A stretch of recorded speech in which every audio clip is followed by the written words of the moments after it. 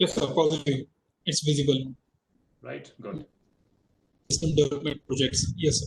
Yes, sir. Thank you. So very good afternoon to you all.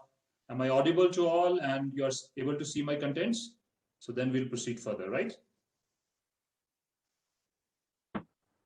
So today what we are going to do that we are going to see one example, one case study. I'll not call it a case study, I'll call it like a small caselet, which is going to amplify that all the aspects of technology management, what we have discussed in last 3 sessions. That how, if you want to make a technology which is of national importance, a technology which is going to impact the geopolitical scenario, a technology which is complex, a technology which was never attempted prior to this in the nation, then if you have to handle this kind of high-tech system development project, then how we must strategize for this kind of a technology, a high-end technology to get realized. So what I'm going to give you an example from DRDO experience. Because of confidentiality, I'm naming it Project XYZ. But you will come to know that what project I'm talking about. So all the information I'm sharing is from the open source, which has been published over the years about this program. And I may be talking about certain things which may be of confidential in nature. So point I'm driving here that please don't discuss about the things what I'm going to talk out in open, right? So I think you will bear with me the kind of the nature of the project we are going to discuss as a case example, right? So this case is about a system which put India into a different league of countries. India never attempted to make this kind of a complex system prior to this. And in a very short span of time, which was allocated for this particular project, the team DRDO, and I will call it the team India, Pan India, which were so many other organizations, so many other industries, so many other experts from all spheres of technology professionals. They were able to put and synergize their effort so that India come to a global platform, and it changed the entire scenario in the regional aspect, I will call the Eastern region countries. So I start this example by giving this quote that where there is a will, there is a way, where there is a need, there is a project, and most important, where there is a passion, there's a success. So this example of DRDO is a classic case where there was determinism, there was some kind of a strategy, there was some kind of a vision, mission, goal, objectives, where so many critical resources were mobilized all over India. And to top everything up, we had the passion that we must succeed in this particular program because the organizational image was at stake, and the people who were entrusted to enact on this plan, they were passionate about success. So all these points I would like to drive when I'm going to discuss this case in detail. So my sincere request to all the participants that this case is purely and purely with reference to the managerial aspect of technology or technology management and all what we call as a techno-managerial competencies what have been highlighted in this particular case. So kindly direct your questions only on the basis of techno-managerial and techno-managerial aspect. I will not handle any question which are specific to our technology because I will not be allowed to disclose those kind of answers on this platform. So let's begin that why we needed this kind of a program. Because India, we have learned in history that the natural boundaries, three-side sea peninsula, that is south, one side desert, and top we have Himalayas. So these natural boundaries providing security to this nation is just a myth. Today, 36 countries have ballistic missiles. 7 countries have ICBMs, intercontinental. 52 countries have anti-ship crews. So with this kind of arsenal, which so many countries possess all over the world, these natural boundaries don't provide us any kind of advantage. And if I talk about India specific friendly neighborhood, West, we have Hath 1 to 6 series, Gauri and Shaheen. North, it is stockpile of nuclear and all categories of missile systems. Northeast Korea has Nodong and Tipongs. And South Sri Lanka, which is now to be equipped with some kind of missile systems from China. And then deep south, we have Dio Garcia, which is an American base. And you have our nuclear-powered aircraft carriers, nuclear-powered submarines, and so on. So all sides, we have some kind of a threat. If not threat, these countries have the arsenal to penetrate our natural boundaries. On top of that, we have so many spy satellites and nuclear submarines, which are not easily detectable, but they are potential threat to the security of the nation. So the question is, how safe are we with our natural boundaries? And the answer is blunt no. Then India must have some kind of a systems to counter all these kind of threats and either acquire those technologies, but India was prudent and a very judicious and rational. After so much due diligence, a decision was taken that we must harp upon making these technologies indigenously and get our status of a self-reliance in these critical areas. So my example will be today from missile technology development in India. Why? Because this is a program which is not started in yesteryears, means a decade or 2 decades back. This is an effort which commenced way back in 1960s. And then today we are at a scenario that we have 38 different kinds of missile systems, and number of which have been inducted, numerous have been successfully tested, and in certain areas we are either number 1 in the world or we are in the top 3 or 4 countries in the world. And also we have lived through the complete life cycle of the technology. If you see on the left-hand side, these were the early days of the missile rockets and satellites, where the rockets were brought on the bicycle carriers and the satellites were transported on the bullock carts. So this is a scenario from where India has come to a level which is depicted, especially in the missile technology on the right-hand side, that today you have the capability from any kind of platform you can think of. I will say not any kind, but there is still one platform is missing. That is satellite based. So we are not going into those details. But you have the platforms which are from land, which is from sea, which is from air, and which is beneath the sea. Right? And the programs are on also to master the next category of a platform, which I just mentioned. But if you see that we have a universal coverage of all the platforms. So this is an immense journey, great success, and a great story to tell that how technology development, if you strategize with all kind of attributes which I mentioned in the beginning, a success will be your slave and the success will come to you. So how this particular missile technology or this kind of a technology started? This is not a new technology. The rockets were invented by the medieval China in 1044 AD, way back. But its practical use took place in 1232 AD by Chinese against Mongols. But thereafter, Hyder Ali and Tipu Sultan perfected the rockets used in military purpose. And they used it for the first time against Britishers in Srirangapatnam in 1792.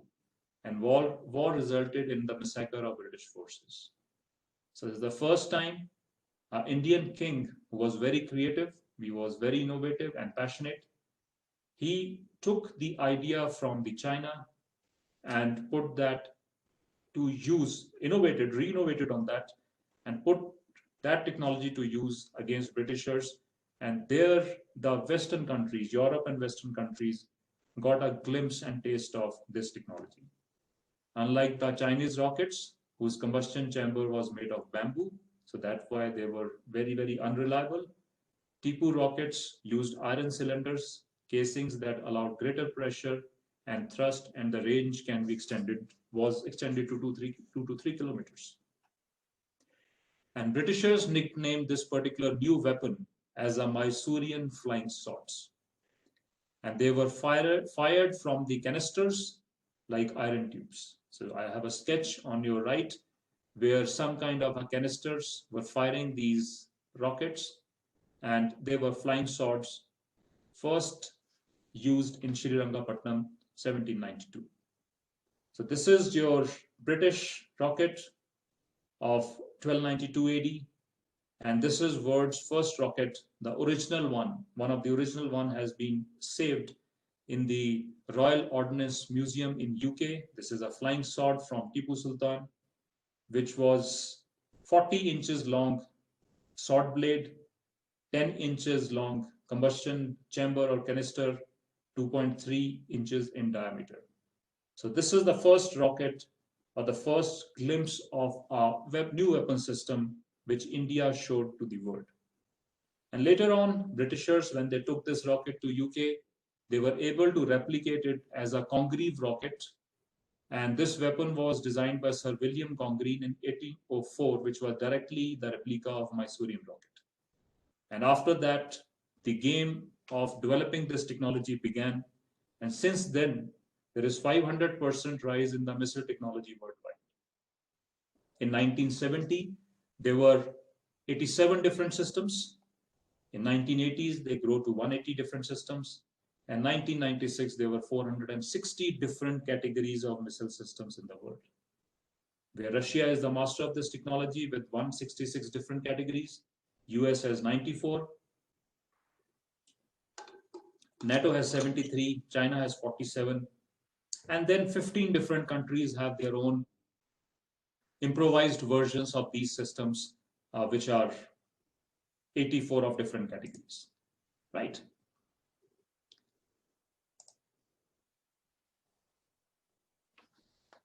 So if I talk about that, how this technology was reinvented, means we took the concept from Tipu Sultan, which was a crude version, unguided, just a flying sword.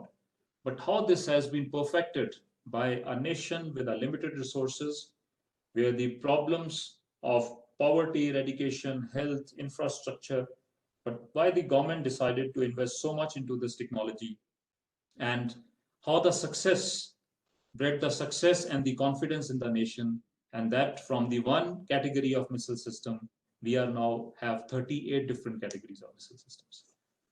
So this is the effort of past 6 decades. It's not a new thing. This began with extensive cooperation of NASA, USA, and import assistance from UK, France, Germany, and USSR. And this kind of assistance was coming not for development of missile system, but this was coming for developing the India space program, means the rocket technology, right? Difference between space rocket and the defense rocket is only one thing. Space rocket has a payload, either the cargo, which is a satellite, or a crew, which is the humans. But the missile system is also a rocket where the payload is different categories of warheads. But the technology remains same. Missile system is a bit more complex because it is guided and it's a real-time programming is done to control it. If it is not a ballistic missile, but rockets are mostly ballistic, they are like flying projectiles. So missile system I put into a category of much more complex if it is a terrain mapping cruise missile kind of a system. So 1963, US first sounding rocket from Thumba Equatorial Rocket Launching Station, TERS. And subsequently, between 63 and 75, there were around 350 sounding rockets were launched. And this is a picture of a sounding rocket which came from US NASA. Why the US was so generous? They were giving sounding rockets to India to fire because they were not interested India to develop their rocket technologies. but they were very much interested to develop Thumba Equatorial Rocket Launching Station. Why? Because this is the closest to the magnetic equator. And if you launch any kind of a rocket for space from this location, this is the shortest distance to travel. So the fuel consumption is less and also the travel time is less. Because US doesn't have this kind of equatorial presence. And if they have, they never had the the wind direction and all kind of other parameters go into selection of a launching station. They were not available, so they were interested in Thumba, and that's why they were giving rockets to India. So this is one point learning, how you barter. So India that time was bartering their location, Thumba, and they were getting the technology. So always remember, in technology, it is technology that respects technology. It's not the money that buys technology. So you have to barter something. Another example is why the US and other developed countries are interested into the health technologies, giving health technologies to India. The bartering is the patient load of India with the technologies from that side. I was working on a project where the National Institute of Cancer, NIC, in Maryland, they wanted to replicate the similar high-tech facility for cancer research in India. So we gave them the patient load and we set up a facility in Jhajjar, that is a cancer specialist aim, which is coming up. So point was, the NIC in Maryland was getting around 800 patients in a year. Now this Jhajjar will get around 800 patients in a day. So their development of technologies and development of cure and development of vaccines and other kind of alternate technologies will be very, very fast. So you have to barter something to get technology. Otherwise, technology doesn't come with the money. With money, you can only buy an obsolete technology. Whether you are buying the latest Rafales, they are also obsolete for the aircraft development, or you buy a technology of any stature. No one is going to part away with the strategic technologies. So 67, first Indian-made sounding rocket Rohini 75 was fired. So this is the first sounding rocket which came up, which India was able to replicate. And this was the sketch of Rohini 75, which India was able to master, a sounding rocket. Why it called a sounding rocket? It used to make a sound, like a whistling sound, which we have the rockets in the Diwali festival. So this is the kind of sounding rocket they were able to make. In 79, there were some visionaries in India who thought, why not we convert this sounding rocket or a Rohini rocket into a missile system? So they formulated a PSU called BDL, Bharat Dynamics Limited in Hyderabad. And BDL was enchartered to start a program for guided missiles. And this became the headquarters for the guided missiles. And they formulated a committee called MPC, Missile Policy Committee. And the committee was given objective that how the technology we have in the civil space program can be transplanted to the missile program for defense. So India is one of the very few countries, I will say only there are 2 or 3 countries, India is amongst that, where the transplantation of a civil application space rocket technology came to defense, and this is very evident. And this is the reason that when 79 you made this policy, that MPC, Missile Policy Committee, that how from the space it can come to defense. All these nations which are listed on the top, US, UK, France, Germany, USSR, they put embargo on India that no further collaboration for any kind of space development. Though the program was very ambitious, that a guided missile headquarter and MPC was formulated, but there was a mistake that we were able, with this kind of a decision, we just threw all these kind of collaborators out of India. And also they started making a policy which is called Missile Control Regime Treaty, MCRTs. So those kind of embargoes started coming, and this resulted into a backlash on ISRO, that all of them withdrew their support, and also the development which was happening at a particular pace in the space also got halted. But advantage is, with this halt, India started so many programs to indigenize technologies in both spheres. And today we are seeing the fruits of that.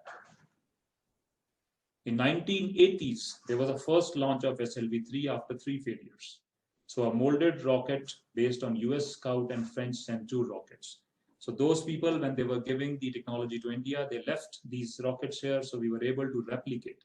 So embargoes gave us a passion that we must succeed. We should not leave. We must succeed into these programs. So SLV3 became success, and this is the SLV3. And we all know that Dr. Kalam was the program director for this particular program, because he was the person who was the program director for SLV3. So with that kind of success, immediately he was pulled and made the chairman of MPC in India. So 91, under the chairmanship of visionary Dr. Kalam, India took a feasibility study to use SLV3 as a ballistic missile by MPC. So SLV3 to ballistic missile, a feasibility study was conducted. And in 1983, IGMDP, that is Integrated Guided Missile Development Program for India, started. And this started at the cost of around 400 crores approximate. And in 1988, the first test flight of surface-to-surface missile, which I'm saying Project XYZ, which I'm going to discuss in detail, this was tested, and this was a perfect, without any flaw, flight. And India came onto the international map that you are also able to make a short-range surface-to-surface SRBM, that is a short-range ballistic missile, you were able to show. But IGMDP also had few more missile systems under that I'm not discussing. So I'm only going to focus on XYZ, because if you see, if the program was sanctioned in 83, the test fired and successfully tested in 88, just in 5 years. Why I'm talking about this program? Because during this time, in the decade of 80s, most developed nations at that time were taking around 8 to 10 years to make this category of system. But India showed that by some innovative practices, we can make it in 5 years. So that's why this program has some kind of importance to discuss. So this is the area, this is the era 83 to 88 I'm going to discuss. And you may say that this is 5 years, which are almost 3 or 3.5 decades old, why we are discussing. And you will appreciate that even during that time, when the technology, especially the ICT technologies, computational technologies, computer technologies were not developed at that time, we were able to take up a challenge and make a world-class system during that kind of a rudiment years. If we can do it during that time, why not today? But the learnings and the management learnings remain same. So we are going to discuss our project XYZ, which is surface-to-surface battle support system or delivery platform. So it's a battle support system. It is not a single missile system. It is a complete battle support. It is the combination of 5 or 6 different trucks. I will be what you can extrapolating or shrinking some kind of information. Exact information is okay. So it is 5 or 6 different trucks. You have a command control truck, you have a loading truck, you have a firing truck, you have a fueling truck, so many. So it's a complete battlefield support system, and it is a delivery platform. Means it is a rocket, and on the top you have a space to keep your payload. So as Dr. Kalam used to say, that you can deliver a bouquet of flowers, and also you can deliver a weapon of mass destruction, which can be a biological, chemical, or any kind of a category. So why to analyze this particular project is important. Reason is first successful system development by DRDO. Imagine 83, 88, DRDO was not making systems, but this was SOS, system of systems. So in 88 or late 80s, DRDO was just making small components which were used for extending the life of existing equipment with services, defense forces. The equipment which were either left by Britishers or we have imported from Russia. So DRDO was only doing the life extension of those kind of systems. There was no major program. There were programs were on, but that is outside the discussion of case. That's why this is the first successful system of system developed by DRDO. So when I say system of system, means the complexity was high. The system found a high acceptability by user. In fact, the Indian forces were so much delighted that whether it's Army, Navy, Air Force, everyone was saying that we also need this kind of a system. So it was a user delight. And the first system was surface to surface, that is for Army. Then it came the For Air Force, then it came for the Navy. For Air Force, extended range for destroying the airstrips, and then for Navy also was another version. So high acceptability by user, and the user was not even satisfied, they were delighted. Commenced in 83, inducted in 1996. Test trial was 88, but from 88 to 96 were all downstream activities, how to commercialize it. So we tested around 10, but inducted were around so many. So we have so many mechanized infantry batteries, 333, 444, and so on, which have the systems, and they were produced in numbers, 30 to 40s to 100s. So we have to create our infrastructure, how to make this in numbers. So that's why it took almost another, you will say 6 to 7 years to get it inducted. So design to trial is the fastest course of development. 5 years I mentioned, 83 to 88. Successful trial, we had all range of trials. We had user-assisted technical trials, UATs. We had troop trials. We had limited series production trial, LSP trials. So again, it has a complete life of successful trials. It was productionized not by DRDO, but by our defense PSU. So it's a BDM. So we also helped our defense PSU to modernize their facilities to make this category of system. It has been inducted in the mechanized infantries, and immediately before 1990 or before 2000, near the Kargil war, 3 batteries were operational.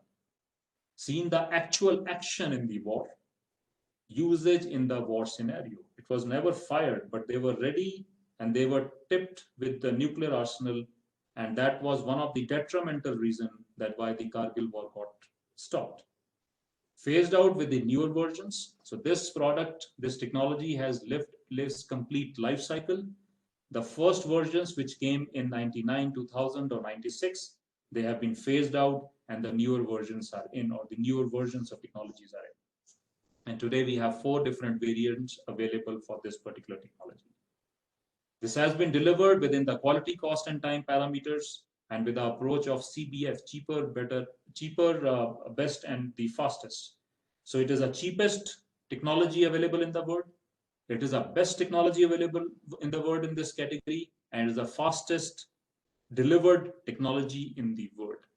Cheaper means the firing cost of one is cheapest in the world. Best means this is the most accurate. And till today, we don't have any missile in the world which can destroy this missile in the flight, because it has some unique features. I'll come to that. And it is the fastest course of delivery, within 5 years tested and within 6 years delivered. So 11 years of making this category of system, CBF approach was always there. DRDO system to be deployed in actual warfield, this happened, and this is the first weapon system of DRDO which got listed in Jane's Weapons Manual. So DRDO came on the international platform that now this country and this organization is making a system which is world class. This project got deemed closed.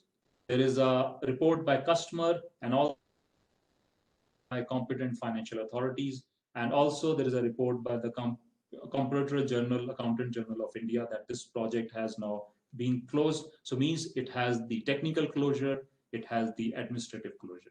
So this is what we do in the technology management, that first my project has to be technically closed, then it has to be administratively closed. So both kind of closures exist. And it has completed its product life cycle. So means technology application cycle is also complete, and it got phased out in 2011. And now Prithvi has been replaced by other categories. So 83 it started, and life got completed in 2011. And now it has been replaced by another categories which are not Prithvi, which are of different categories. So we can say that Project XYZ is the pride of India. Organizational first success in developing a major weapon system that gained acceptability with the user. Not even organization, it's a national success. Organization transformed image from an institution that was synonymous with the small programs and the program failures to an organization that symbolizes organizational technological excellence, organizational and technological excellence. So that was the era that DRDO was at the pinnacle, that kind of a system you are able to develop. Then program assumed a self-sustaining character.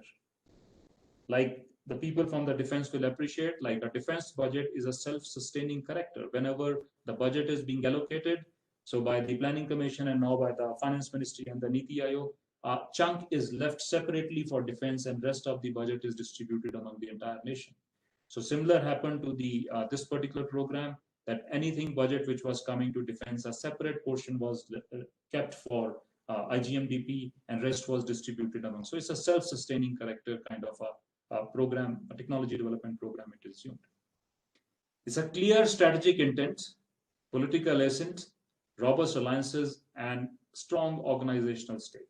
Every organization somewhere between mid-80s to mid-90s wanted to get associated with Prithvi program or the program XYZ, right? So this is the kind of, I will say, the charisma this program was able to create. So there was a very clear strategic intent. During that time, there were change of regimes of the government. It changed from one party to other party, and but the political assent was so strong that the course of development never got changed. We were able to create a very robust alliances. There are alliances between the organizations, alliances between the influential bureaucrats to scientists to the production teams, and alliances between the designer, developer, and the user. And every organization which got involved into this program, their stakes were very high. Even the private companies like Walchand or L&T, these people got engaged into the program, and the image of those private companies also changed, because the platform on which this system goes is from Larsen and Toubro, right? So those private companies also got involved, and they got their image boosted because of this program. So we can say it's a politically and strategically determined technological outcome for minimal deterrence. And with this, India also arrived at the international map that this nation now has a nuclear capability, a first strike capability. This line itself can be a separate case study, so I'll not go into detail. But I'll give you some glimpse that why I'm saying that a first strike capability and operational nuclear capability and what it meant for the nation and how it changed the geopolitical scenario. We all know that the first nuclear test happened somewhere in 72, 74, but India became nuclear capable state, first strike capability only in 1996. So what was the problem in the strategies? What was the problem in the technological strategies that it took 24 to 25 years to India to come to the international map, where the first strike capability emerged? And even today, I repeat, the second strike capability is not proven. It remains a doubtful statement. So the first strike capability India was able to achieve, and this is again a total change in scenario at the geopolitical levels. It is a multi-user, multi-variant. So I told you Army, Navy, Air Force, and it has a multi-variant, can be fired from sea on a ship, can be on a mobile platform on a truck, can be on a mobile platform on a railway track, right? Or it can be also later on, it can be fired through underground canisters which are beneath the ground. So there are multi-variants options are available.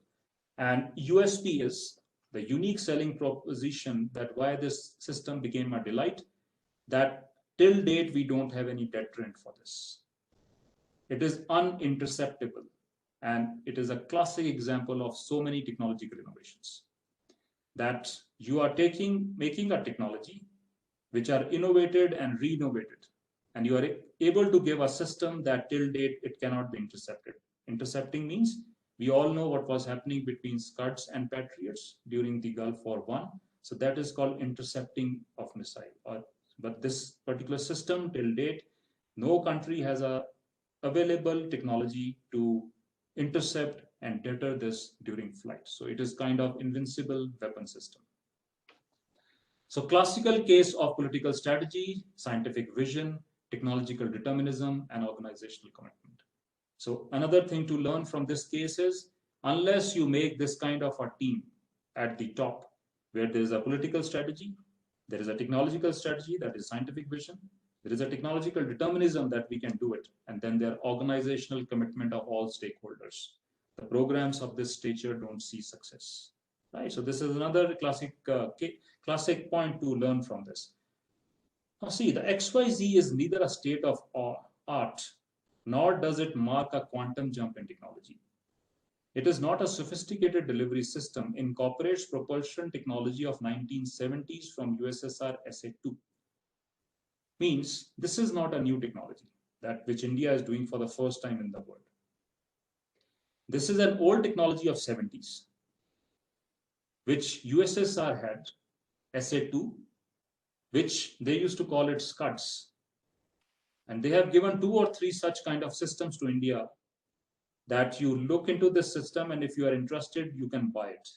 So this was available for sale because of 70s. This was an obsolete technology for them.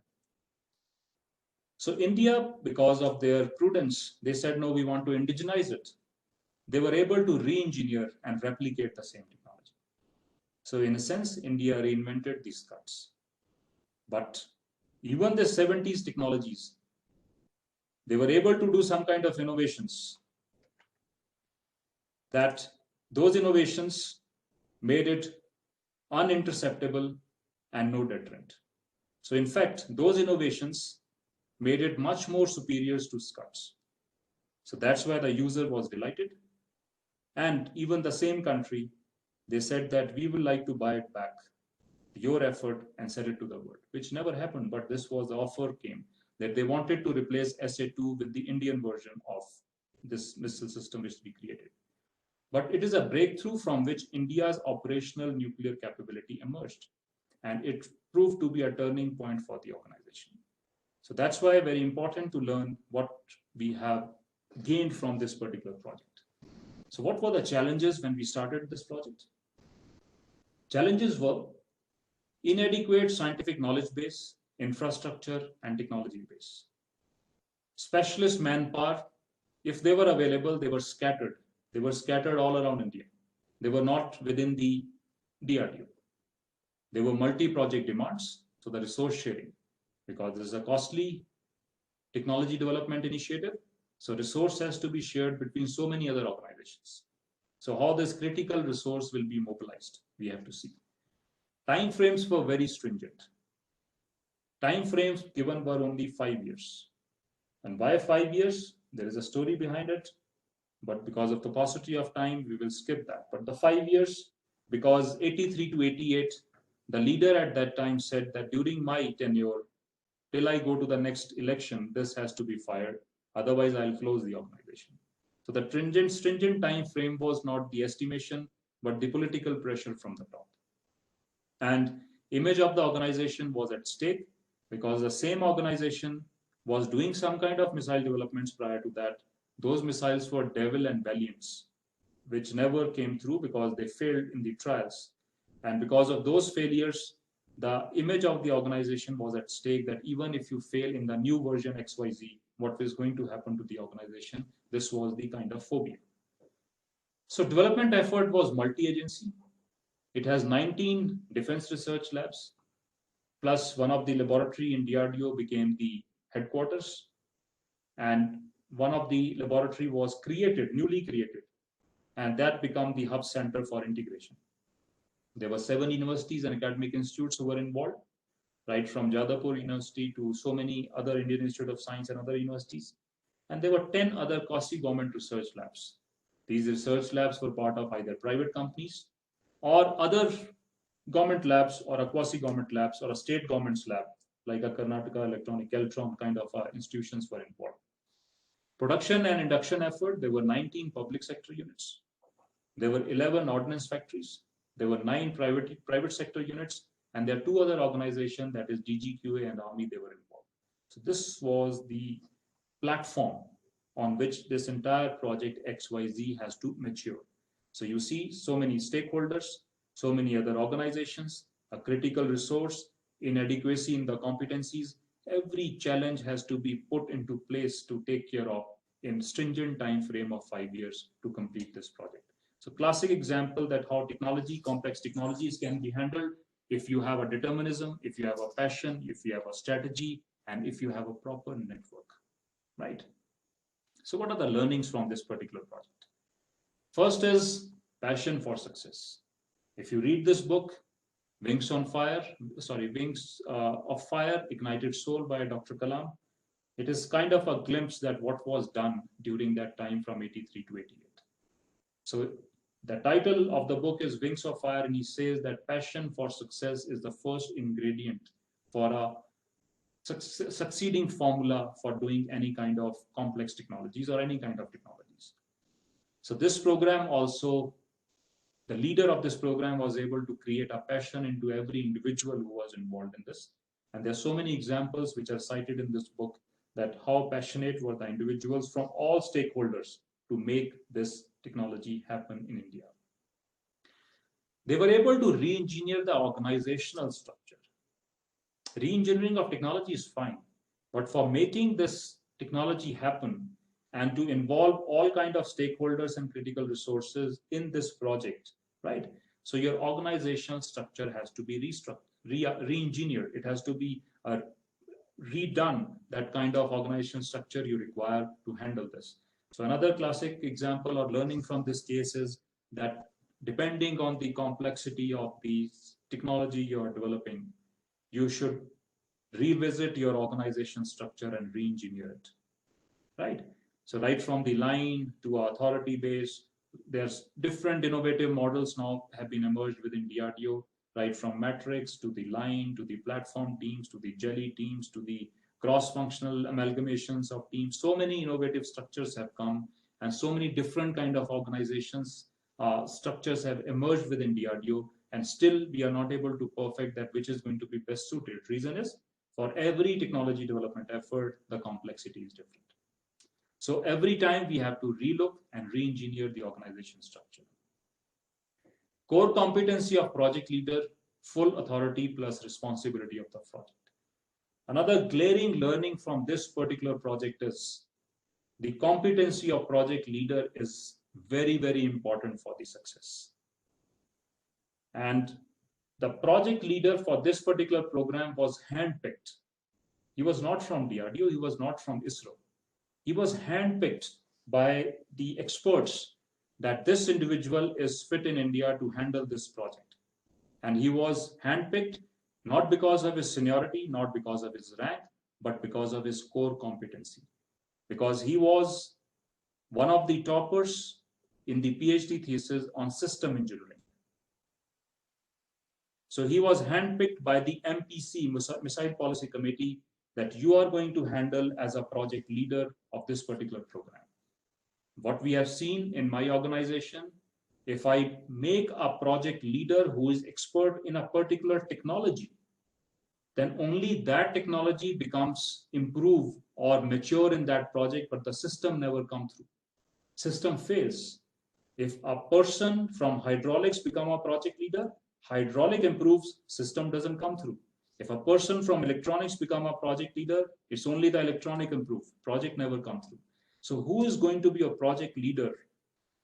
Look beyond the boundaries of your organization and find a suitable person from anywhere in India and abroad to come and fit into the seat of a project leader who is able to handle. So we have learned it many times, we have burnt our fingers. Wherever the project leader have some kind of a required competency for the projects, projects have succeeded. But wherever the project leader is promoted because of the seniority or some other kind of organizational politics, the projects have failed. Then for every technology development project, complex or non-complex, extensive pre-development planning is required. So extensive homework is required to be done once you before starting the project. And this homework or a pre-development planning must involve all stakeholders. All stakeholders from the up end, all stakeholders from the back end. So forward and a backward stakeholders or a upstream or a downstream stakeholders has to be brought into when you're doing extensive pre-development planning. So we must do customer requirement analysis. We must do competitor analysis. We must do product specification finalization, resource planning, technical feasibility, business viability study, so on. So just to give you a glimpse that what this team did when they were making this extensive pre-development planning for the program. So what was the competitor analysis at that particular time? So the competitor analysis was that we wanted the system to be best in its class, technical and economical both.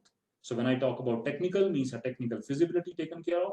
When I talk about economical, means resource mobilization and the business viability taken care of.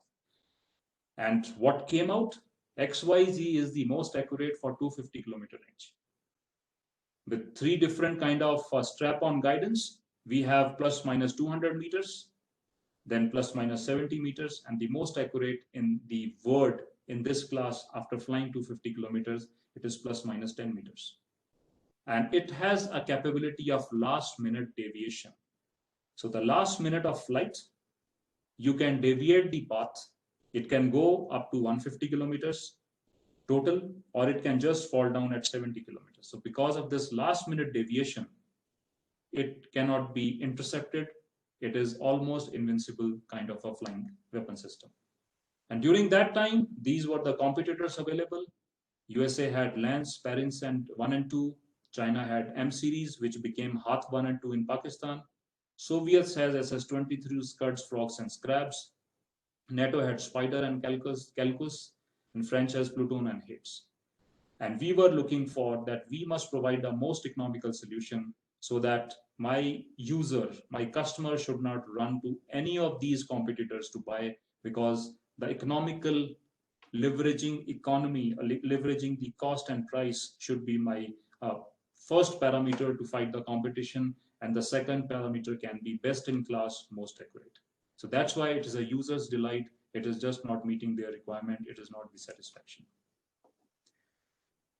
Then also for re-engineering the organization structure to cope up with all these challenges and these kind of scenario, we created a very extensive work breakdown structure and organizational breakdown structure. So we created a WBS and OBS. And then through the cross multiplication of these two, we were able to find out the packages of technologies, sub technologies, sub components which are required for this particular system. And then as per the competencies of the organizations who were involved and who were charted in the OBS, the work plan was created and the work was divided. So how this matrix of WBS and OBS was looking like, there was a nodal project office. This nodal project office took the help of technologists to break the entire system into power, airframe, guidance, warhead, and so on. And the management experts or the technology managers will be able to break the organizations as per their competencies. So you have a manufacturing competency, you have an engineering competency, you have a testing competency. So this was a consortium of organizations, and this was a consortium of technologies. So based on that, let's say power is made of rocket and compressor and turbine and so on. So like rocket was divided into fan assembly, full fan ring, a minor fan ring, and so on. Then come to fan assembly, it was broken down to case assembly, rotor assembly, stator assembly. Then how these assemblies and how these technologies to be matured based on the engineering competencies, the work was divided, right? So when the work was divided, like a cost account, these organizations, which were given to do this work, they were told to make a very systematic plan using the PERT diagrams or a project management techniques. So see, this is the relationship of project management with technology management. Technology management remains at the top. It's a macro level planning. But when you come to a micro level planning, then you come to the techniques like project management and estimation, where the estimations in terms of time and cost will be calculated. So project management remains a minuscule, very, very small tool which we use in technology management to handle this kind of development efforts. So this is a matrix of a WBS and OBS. Another learning that if the technology is complex, make this into detail, you will be much close to the realistic estimate that how these technologies can be handled. Then work on critical technologies commenced ahead of product. Though the project got sanctioned in 83, but MPC was working from 1980s. So that BDL through the MPC and some kind of a fund, they were working on the critical technologies prior to the commencement of the system development. So number of technologies which were gray areas, substantive work has been completed in those gray areas. Either they were indigenized with the help of DRDO and DPSUs, or with the help of private companies. And there are classic examples in this program. So many technologies were bought from outside. They were imported from outside. And you will ask me that when there is a kind of a missile program, and this is under missile technology control regimes, then how the technology can come? I will like to put a point here that these technologies were imported before India announced its missile development program. So before the IGMDP was announced, these critical technologies were imported. Another excellent learning from this program. Once you announce a program, and after that you start running across the borders of the nation to find the technology, then the world is not there to help you. So it was a strategic planning of some visionaries that before we announce the program IGMDP, I must have complete technology base within the nation. So off the record, not to be noted, there were around 35 fictitious companies were created with their headquarters based in Malaysia. India bought all those technologies for that fictitious Malaysian firms and brought it to India. So you have to do this kind of a clandestine works many times. When I say stealing technology or buying technology by other name, this is the kind of strategies we require when you make this kind of a complex systems.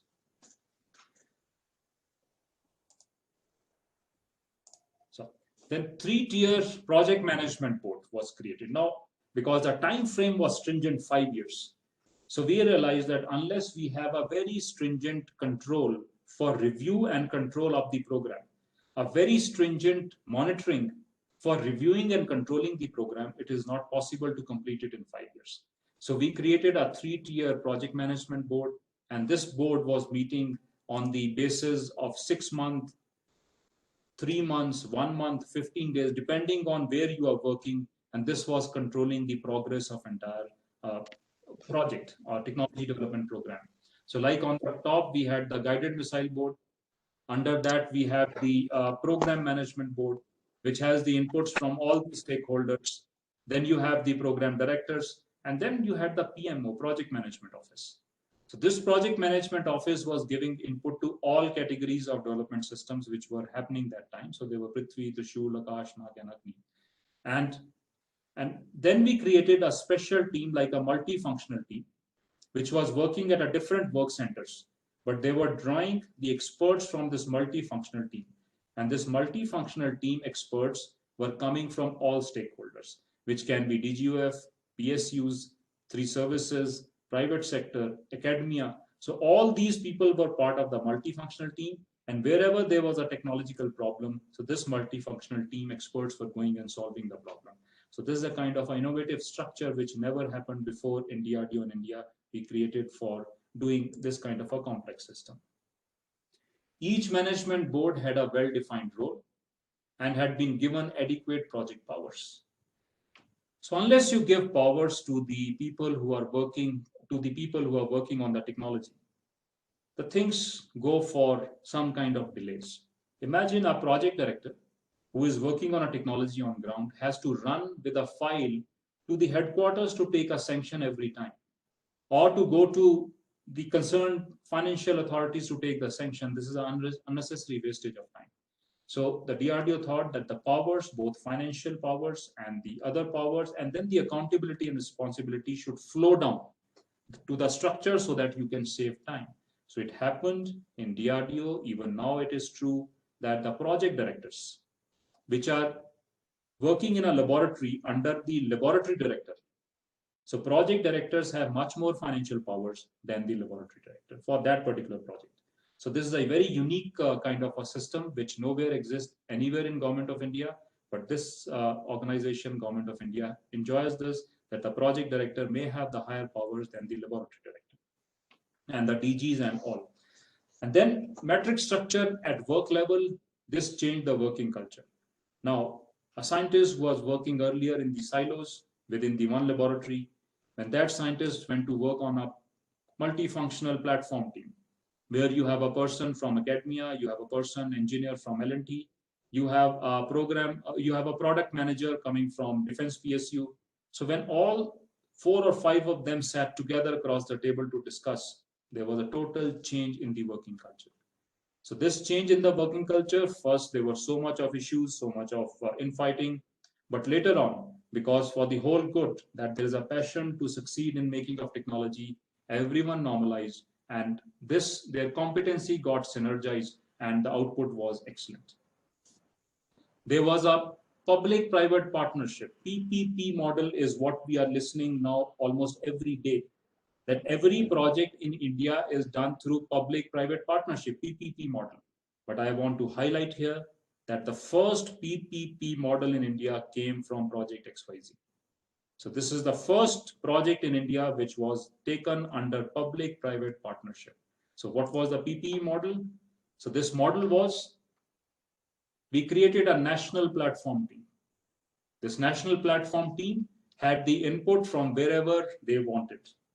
So only the program director and the MPC chairman used to tell the government and the CEOs of the companies that this individual is required to work for this national technology development program for next 3 years. So my program director or the chief of my organization used to give a call to CEO of the L&T that you spare these 10 engineers to come and work with us for next 3 years, and this was happening. The national platform teams were created. So there was a project management office which was guiding the all programs, and there was a nodal agency which was controlling the national platform team. So these PMO and nodal agency became the facilitators for national platform team. Now under national platform team with this national platform team, we had the program team, we had the project team, and then the product team. Now program team, whenever they wanted resources, they were taken from the national team. Out of programs, there were n number of projects. They were also drawing the resources from here, but actual work was happening under the product team. So in product team, we ensured that there should be a representation from the laboratory. There should be a representation from academia. There should be a representation from a public sector unit, and there should be a representation from the private companies. So every product team had these multi-experts, and there were so many product teams which were working as part of national platform team, which was guided by PMO and controlled by nodal agency.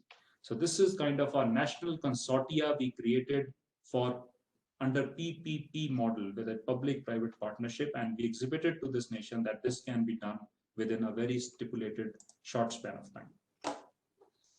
Multi-agency involved in the planning, primary stakeholders, key stakeholders, and the secondary stakeholders.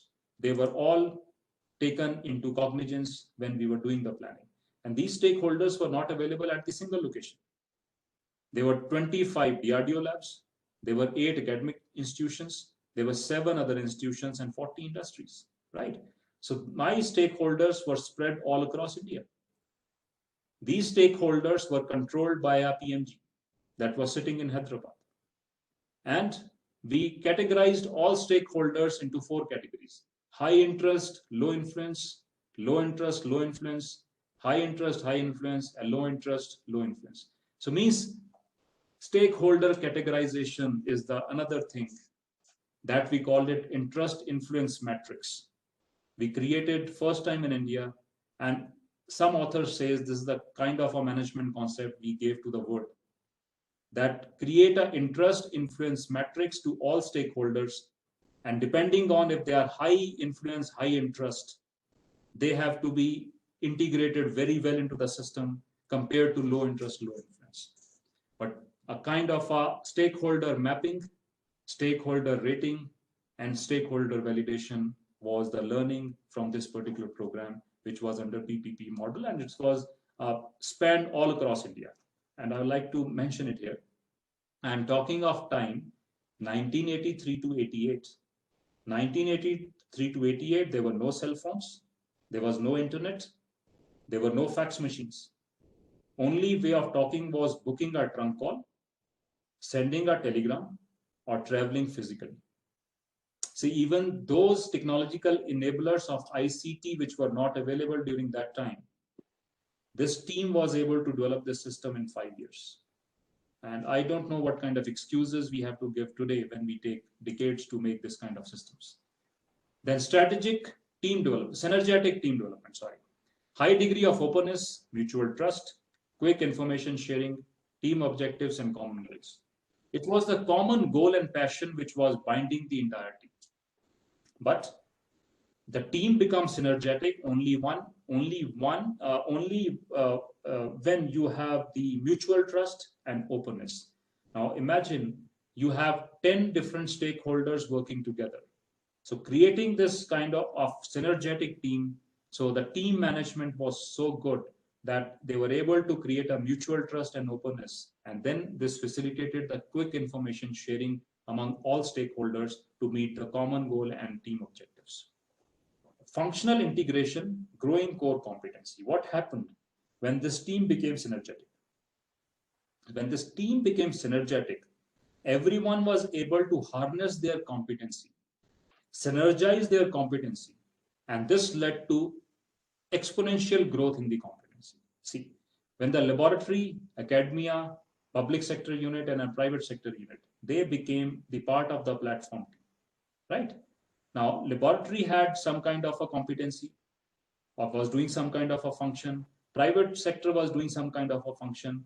Public sector was doing some kind of a function. When everything was synergized through synergetic team development, what was created? A delta F enhancement in the function of this team. Individually, they were all expert, but they synergized. This was the enhancement in their functionality. And this enhancement in the functionality was able to create a world-class system. So another thing which we learn from this program is individual, you can be experts. Individual organizations can be expert. Unless you synergize into a team, only then this delta F functionality enhance or increase or enrich. And this delta F functionality, what the technology development look at. This delta F provide you some kind of competitive advantage, not the individual functions. So what was happening? You have a capability of a laboratory, you have a capability of academia, you have a capability of a public sector unit, you have a capability of the private sector, and then you have a capability of the complete management which is controlling it. So when you put all, you synergize them where they interact, these interaction points give you additional capability or delta F. So every technology development effort where you want to put some uniqueness, we must find these interacting additional capability enhancement. This can provide us the USPs. So it's a good learning from the this XYZ program. High degree of system thinking and collaborative problem solving. Because the leader was an expert in systems or system engineering, so every issue, every aspect of the program was scrutinized through system thinking. And because of the synergetic team, the problems were solved in collaboration. So collaborative problem solving. So system thinking and collaborative problem solving led to immense time and cost reduction for development phases. So another example where you're able to save time and cost because of these two important parameters in technology development.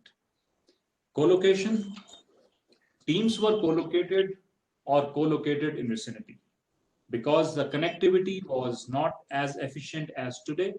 So the managers that time were able to create a co-location of the teams. So that's why so many individuals from other stakeholders which were outside the control and purview of DRDO, they were told to come and work at the location where the project demanded, where the technology development project demanded. So that's how they created co-location. But today, the life of a program technology development is easy because this co-location can be created virtually. So virtual co-location is possible, but I'm talking about late 80s and early 90s. Design and production specialists worked at the different but contiguous locations. So design was happening just next to the production. Almost there's an everyday interaction between the design and production. So it was happening in Hyderabad, both the institutions, which they were different, but they were working in a contiguous location, just back to each other. Production representatives were closely associated with the design and development work and gave useful advice. So continuous ongoing process in the improvement. And speed of information sharing, teams at far locations had frequent meetings, visit of each other's sites, and periodic reviews and activities. So information sharing was not as fast as it happens today, but even then there were physical meetings. So I have met so many people who have worked during this time in this project. So the one of the head or the director of the project management office, he tells me that out of 30 days in a month, he was traveling with a suitcase for more than 29 days. He was going to all the locations, conducting meetings. Then he used to fall back, work at the headquarters for 2 days, update the project management and the estimates and the technology management charts, and then travel again for 29 days. This continued for almost 7-8 years. And this is how the speed of information was maintained during the time when there were no facilitating technologies like ICTs. Involvement of stakeholders, QAGs and MAGs, quality assurance and maintenance advisory groups. When you are developing a technology for the life cycle, means a development and the application cycle, when you're taking care of the complete life cycle, so the end part, how it will be maintained, how the quality points will be ensured, all these were involved in the beginning so that the quality assurance and maintainability aspects are designed into the system. So before the designing, this kind of a point were taken care of. Reviews were very meaningful and extensive. Means reviews were happening day in and day out, and the third-party evaluation and the reviews of experts which were critically analyzing the work done by the teams. This is another learning point. So what were the review mechanisms which we still follow? I will not go into much detail because this becomes then too much technical, but there was a very extensive review mechanism which has been followed. So this system still we follow in DRDO. We have a preliminary reviews, we have a detailed reviews, we have a critical design reviews, and then we have the trial reviews, so on. So every stage, if you see the complete development cycle of a technology, that goes from phase 1 to phase 6, and then from phase 7 to phase 11, that every phase there has to be some kind of a review, and this review become kind of a go and no-go kind of a gate. So I can say that this review was enforcing kind of a stage gate model for our technology development. So every gate, when you meet all attributes and you exhibit it to a third party, only then the gate opens to go to the next phase. This is the kind of mechanism has been followed during Project XYZ. Use of optimization techniques like a quality cost, time optimization, value engineering, cost management, and robust design. Though in mid-80s and late 80s, there was no management concept like these. But design to cost, value engineering, cost management, they became part and parcel of this particular program. And this kind of a systematic evaluation system for optimizing has been created. Like you had the master PERT, you had the milestone PERT, you have the PACE, you have the detailed task plan, reviews by program management board, and then the iterations and updates. So this is the project planning, and the PERT and milestone charts have been used at the working level of the work centers when they were doing the job. Another interesting point, use of computer-based tools was not done at moderate level. Now tell me, in 88 and 90, what was the computer scenario in India? What kind of a chip was available? So when I graduated my BTech in 1991, I think it was 486. This was the scenario, not even 486. I think it was XT and Fortran kind of language, what we were taught in the college. So I'm talking about a scenario that you are working on a 286 or 256 or 28680 kind of a system. You don't have simulation tools. You don't have CAD/CAM softwares, right? Where the iterations are easy, where the simulation is easy. And today we talk about CAD/CAM three-dimensional models with a simulation tools and then a rapid prototyping. I'm talking about where everything was with a pencil, paper, and a drawing board, and actual prototyping is a metal cutting. So this kind of tools were not available. IT technology and quick information sharing was not an enabler, but that team survived and delivered within time, within cost of 5 years during that scenario. PM computer-aided tools for cost monitoring and schedule monitoring systems were used extensively. We feel proud of this particular point.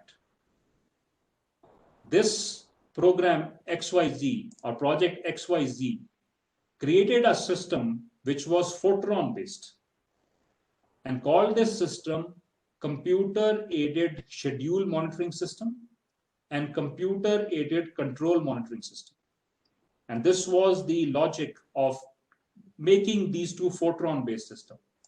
And you will be surprised and you will feel proud that these CASM and CASM became the first project management software which are computer controlled in the world.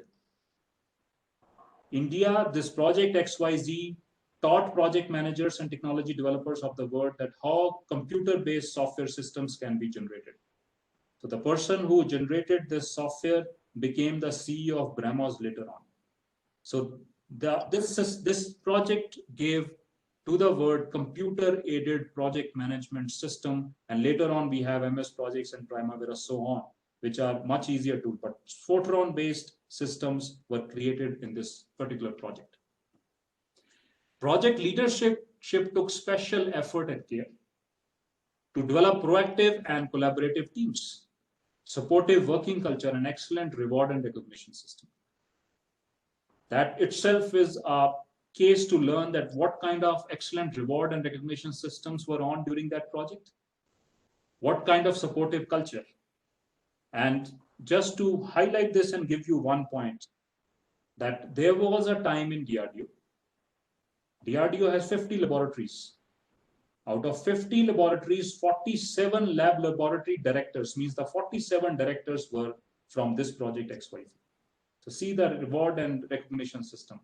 47 labs out of 50 were managed by the people who are working in project XYZ. So excellent leadership traits which emerged. And this leadership was decentralized, and they were following a model called planetary model. And you'll be surprised to know that there is a complete 7 days course in IIM Lucknow, which talks about planetary leadership model, which has come from project XYZ. So this was a planetary model that you have a project leader in the center. Then you have a team leaders. And then under every team, you also have a different team leaders. Then a sub-team leader also is leading different teams. So this kind of a planetary leadership model, which became very useful handling the platform teams and the product teams at the national level. Leadership also encouraged participative decision-making. Fine. The work culture, motivation, and priorities of the development had high diversity, which posed a challenge for the project management. Because work culture of different stakeholders, the value systems and the organizational charter of different organizations, this kind of diversity of culture and workforce on the platform team. So the challenge to the management, project management, and the technology development was very, very high. So IPD process, integrated product development process, was utilized. Focus was meeting customer requirements. And also focus was that how the specialists from the downstream can be involved early. So these kind of mindset led to saving in project cost and time, right? Considerable cost savings, but these savings got offset mostly by the development of additional resources for the teams located at different distant locations. Because this is not the kind of a product or application you are generating. You are also enriching the technological pool, technological base in the nation. So many test facilities, so many integration facilities, so many new laboratories in the academic institutes, so many new integration facilities in the private sectors. They were created out of the fund of this project. That's why all the savings we made got offsetted in creating technology base. We created special documentation formats that if a fax was not there, if the telegram or any report has to be written, they were able to create some documentation formats. So the concept of knowledge management, how to capture the experience of the experts who worked on that. That was part and parcel of the project XYZ management.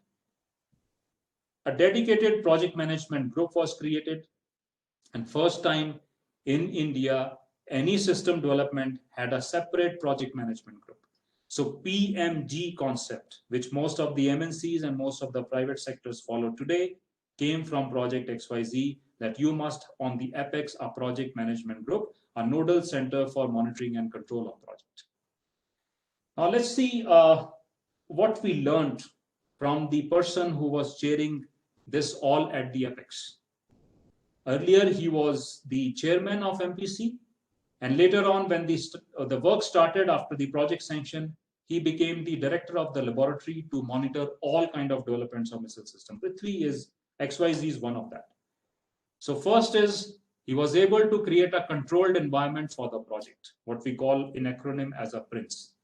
He knew that within 5 years or 8 years or 10 years, when the program is on, if the scenario changes, it is going to impact the program. So somehow he able to create a controlled environment for the entire project so that the outer disturbances and turbulences doesn't impact the growth of the technology in the nation.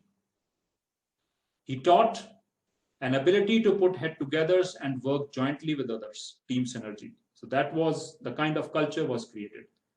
And in this program, there were no scientists, everyone was technologists. They're saying basic research is not part of the technology development. We are making a system of system. Time is 5 years, cost is limited. If you have a hobby of doing research, go out, don't work in the program. So everyone was technologists, they were not scientists. So technology gathering and reverse engineering was the crux, and the product engineering was the competency. He used to say that technology management, entire scientific community is found wanting. And in a nation like India, where we want to become a commercial giant in a commercial technology, we require more of technologists, less of scientists. So that was his vision. Multi-institutional effort, proactively identifying the skills and expertise all over the country, and then breaking the institutional barriers to bring them together was his style of management. Consortium approach.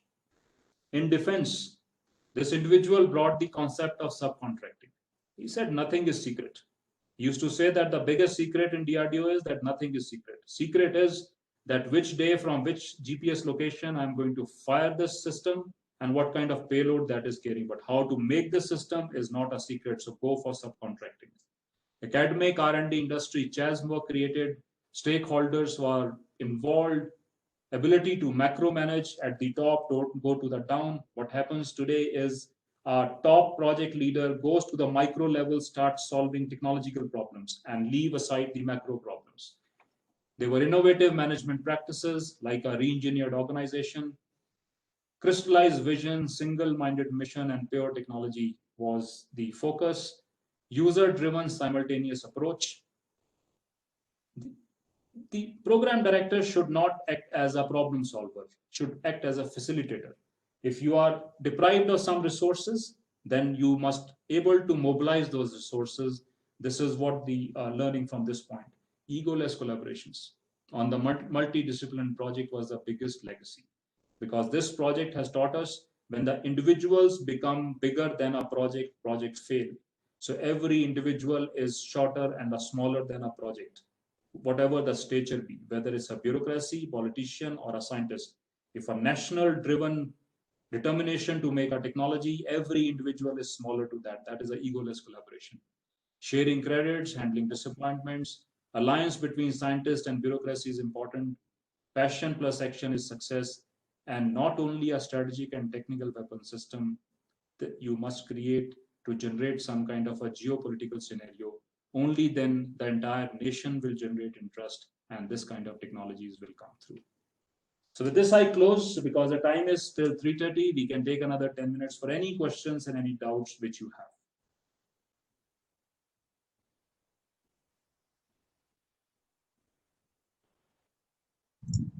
Dear participants, session is open for question and answer or clarification. Discussion points.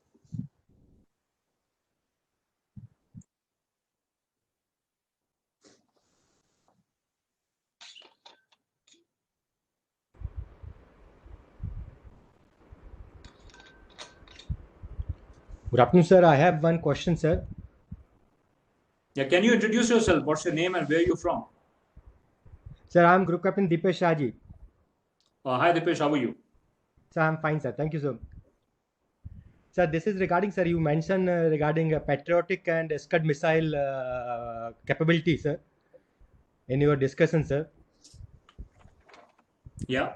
My question is, sir, though the US says that their patriotic missile is 98 point probability to hit to kill.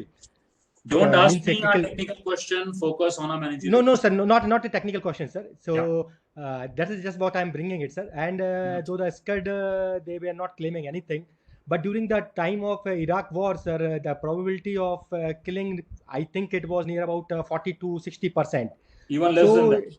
Yes, sir. Yes, sir. So, sir, it is a technological failure or is a vision failure? No, if you have followed the growth pattern of Patriots, so the first trial of Patriot was in the war scenario in Iraq. So that was not the fully developed versions of Patriot. They have brought the scientists from DARPA and academic institutions and industry assembling the systems in Iraq and firing as the trials. So the trials where we improved the accuracy, that trial ground was actual war in this scenario. So that's why when the initial systems, more people were getting killed because of the debris of both falling on both the sides. But later on, the present version, which is Arrows, which is the improved versions, and THAAD has the accuracy you are talking about. Okay, sir. Thank you, sir. I got a point, sir. Yeah. Yeah, good afternoon, sir. Group Captain Vishaya, sir. Yeah, Vishaya, how are you? Fine, sir. Thank you, sir. Sir, just want to ask your opinion with respect to one of the project that has recently been completed by DRDO. The LCA project, sir. As you know, I'm not discussing about why delays were happening. Both the projects almost, the project that we discussed today and the LCA project commenced almost together, I will say simultaneously. And LCA started in 1981 when you gave us AST 201. Correct. Sir. And as you mentioned, it was only, I believe, the leadership which you can say collaborated with the technocrats, and by carrying various actions, or you can say reverse engineering various components, they were able to deliver a product within a certain framework, within a certain time frame. But the same thing could not happen for LCA. Similar technologies were available, and you can say, or more emphasis was given to this program, and you can say less importance was given to LCA. That was the reason wherein it got delayed to such an extent. We also go through the case study of LCA, but the point you have derived, I will like to answer in two main points. First of all, Prithvi never developed a new technology to be packed into the system.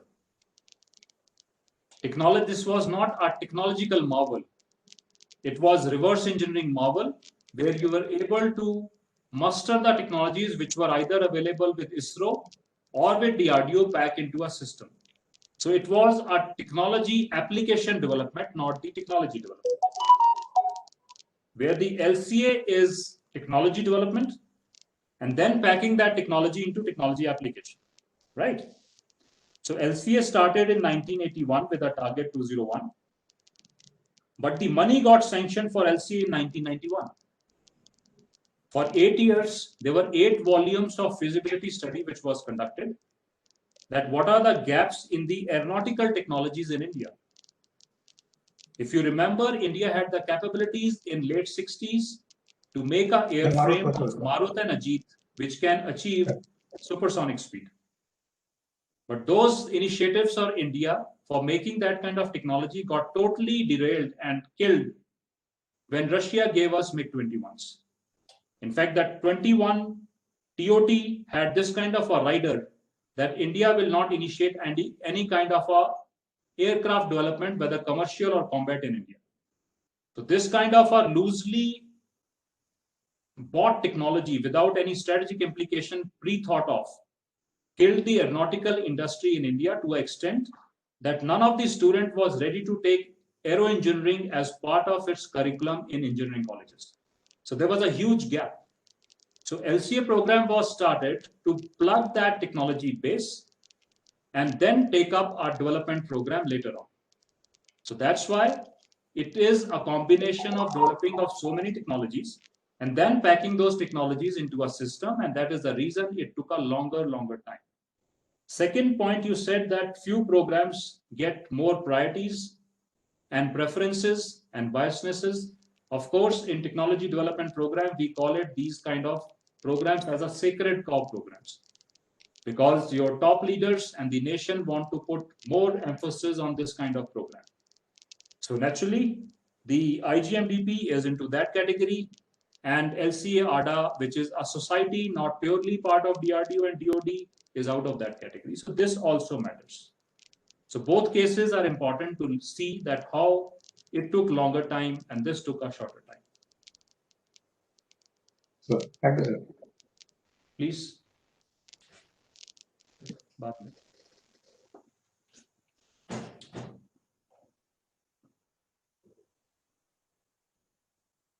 Sir, I have one more question, sir. Guru Captain Shaji again, sir.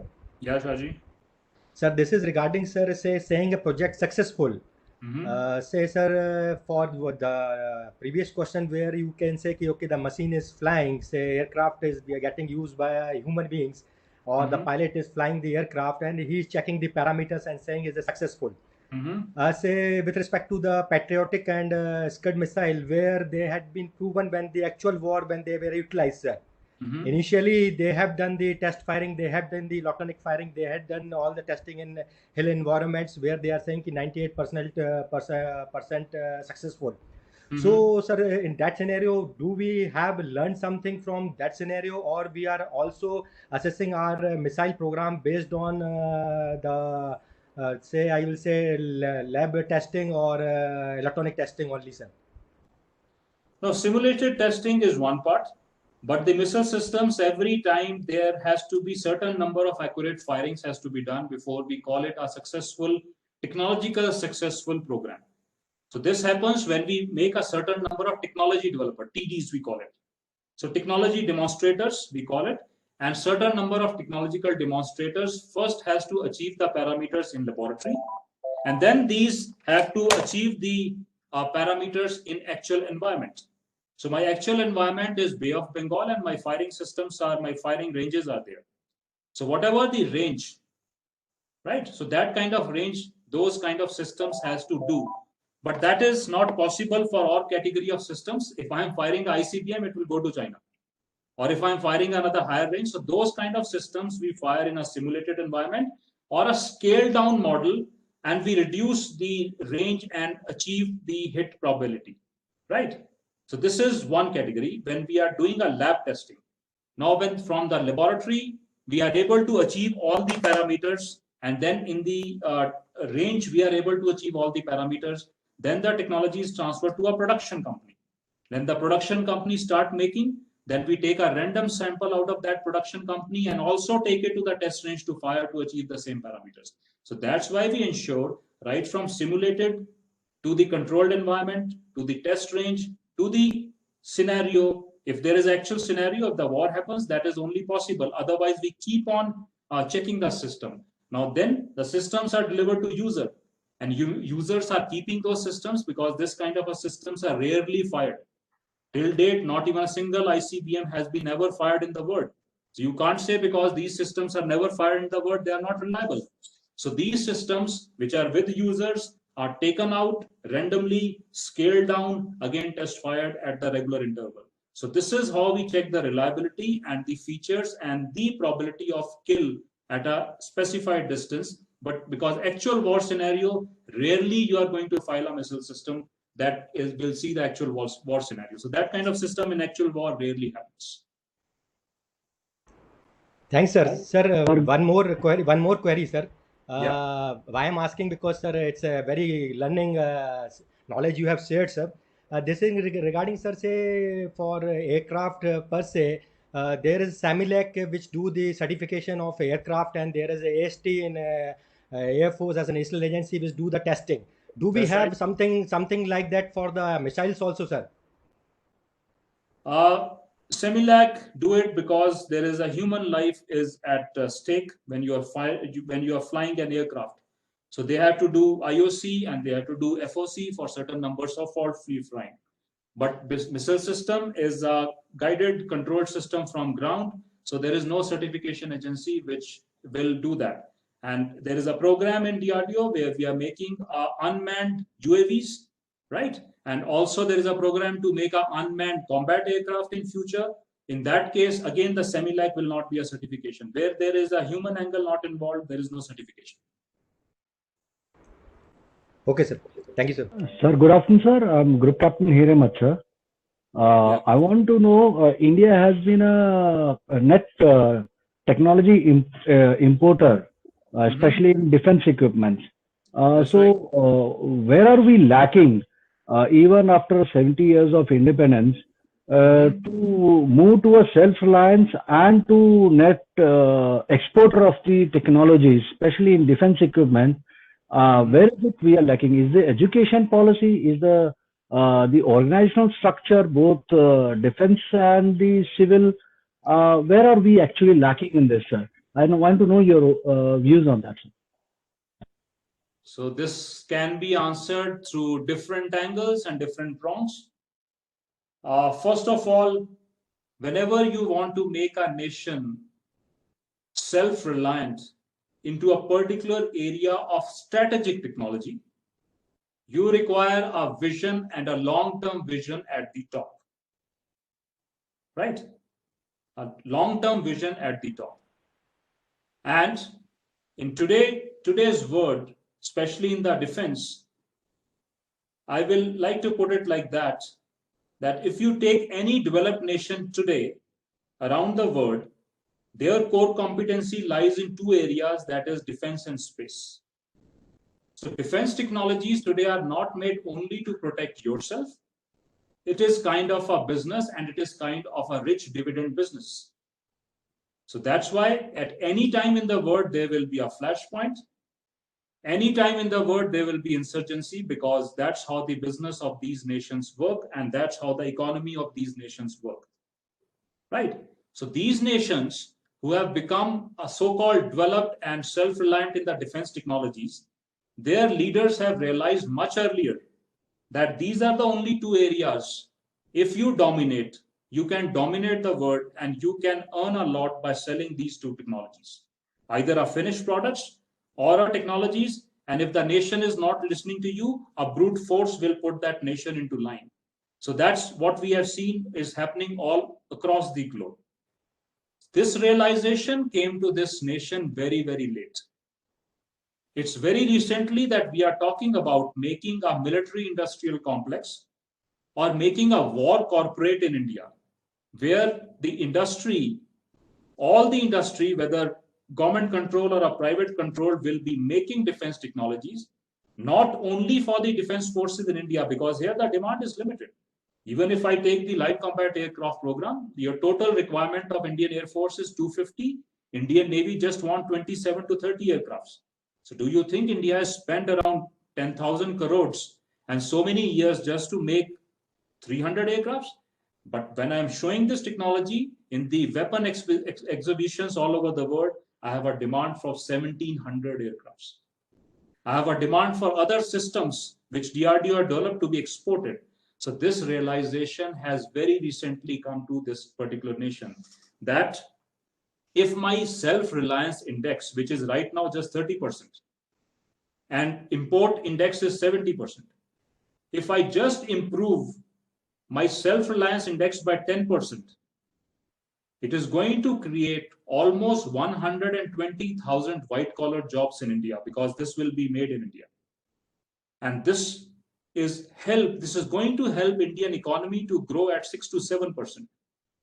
So this input to the present government has gone seeped into their brain, and that's why we have the defense corridors.